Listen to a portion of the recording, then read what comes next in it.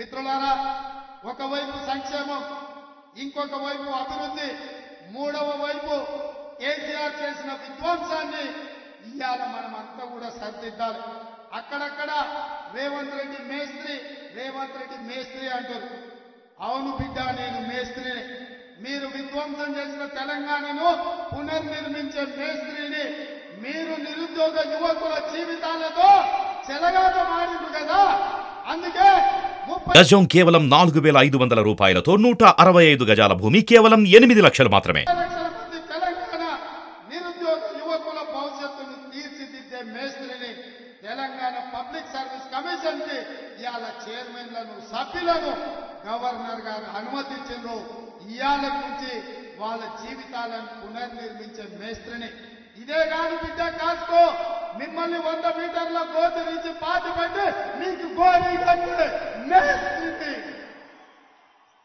మిమ్మల్ని గోరీ కట్టే మేస్త్రిని నేనే బిడ్డ. ఈ నెల చివరికి ఇంద్రవెల్లిలో, ఆదిలాబాద్ జిల్లాలో వస్తున్న కాసుకోండి బిడ్డలారా, మీకు గోరీ కట్టం. మా వెడమ బొద్దు ఖానాపూర్ ఎమ్మెల్యే ఇందిరమ్మ ఇల్లు ఎక్కడున్నాడు? ఎడమ బొద్దు మన ఖానాపూర్ ఎమ్మెల్యే. ఇతను ఆనాడు ఇందిరమ్మ ఇల్లు ఇచ్చిన ఏకైక రూమ్ లో ఉండే ఒక ఆదివాసి బిడ్డ. ఇందిరమ్మ ఇల్లు తప్ప ఎడమ బొద్దు దగ్గర ఏమీ లేదు. కానీ మీ అభిమానం, మల్లికార్జున ఖర్గే గారి ఆశీర్వాదం, కాంగ్రెస్ పార్టీ దీపము ఉంటే గుండెల నిండా గాలి పీల్చుకొని సోనియమ్మ బొమ్మను గుండెల్లో పెట్టుకొని పోతే అక్కడి బిడ్డలు ఆశీర్వదించారు. ఇవాళ ఎమ్మెల్యే అయ్యాడు. ఇప్పుడు కాదు తమ్ముడు, ఎప్పుడో చెప్పారు పెద్దలు, మీకు అది గుర్తుండే ఉండొచ్చు. సుమతి శతకం అనుకుంటా.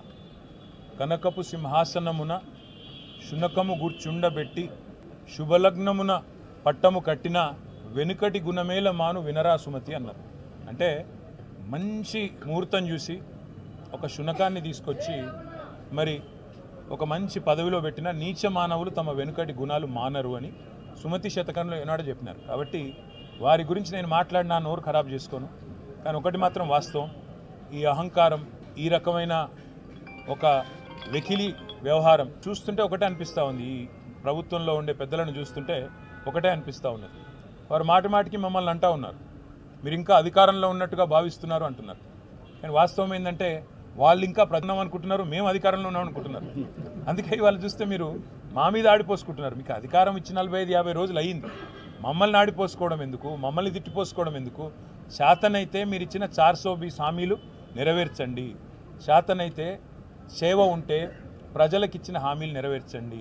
వారు మమ్మల్ని వ్యక్తిగతంగా ఎంత దూషించినా, మాకు రాజకీయాల్లోకి వచ్చిన తర్వాత మీకు తెలుసు, ఈ దూషణలు ముఖ్యంగా ఇట్లాంటి కుసంస్కారమైన వ్యక్తులు ఉన్నప్పుడు తప్పవు.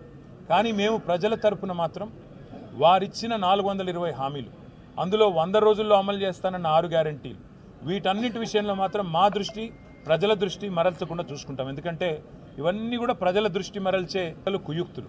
ఇవాళ రాష్ట్రంలో ఒకటి స్పష్టంగా కనబడుతూ ఉంది బ్రదర్, కాంగ్రెసు బీజేపీల ఫెవికాల్ బంధం ఏదైతే ఉందో రోజు రోజుకి ప్రజలకు అర్థమవుతూ ఉంది.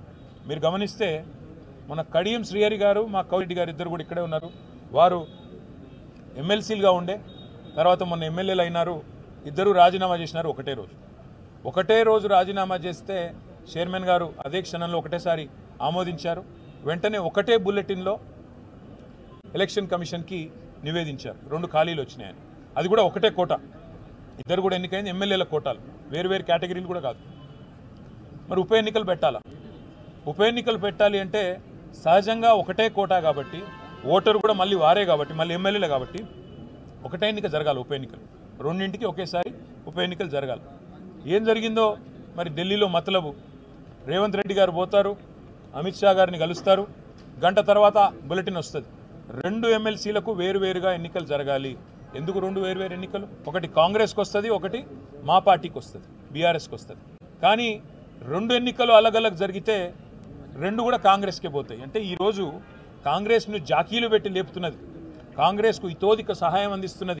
ఇవాళ గవర్నర్ గారు క్షణాల మీద, ఆగమేఘాల మీద ఎమ్మెల్సీ నామినేషన్లను ఆమోదించిన పద్ధతి చూసినా కానీ, లేదా మొన్న 2 ఉప ఎన్నికలు ఒకేసారి నిర్వహించకుండా 2 అలగలగ్ నిర్వహించిన పద్ధతి చూస్తే కానీ స్పష్టంగా అర్థమవుతున్నది కాంగ్రెస్ బీజేపీ ఫెవికాల్ బంధం ఏదైతే ఉన్నదో మన బండి సంజయ్ గారు కూడా బాహాటంగా చెప్పారు కదా, స్పష్టంగా చెప్తున్నాడు ఆయన, మీరు మేము కొట్టుకుండు కాదు, ముందు బీఆర్ఎస్ను ఖతం చేద్దాం అనే మాట మాట్లాడుతున్నాడు.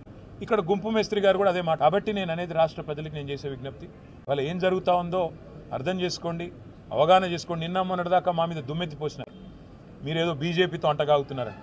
కానీ ఇవాళ ఎవరితో అంటగాగుతున్నారో ఈ పరిణామాలు చూస్తుంటే స్పష్టంగా కనబడతా ఉంది.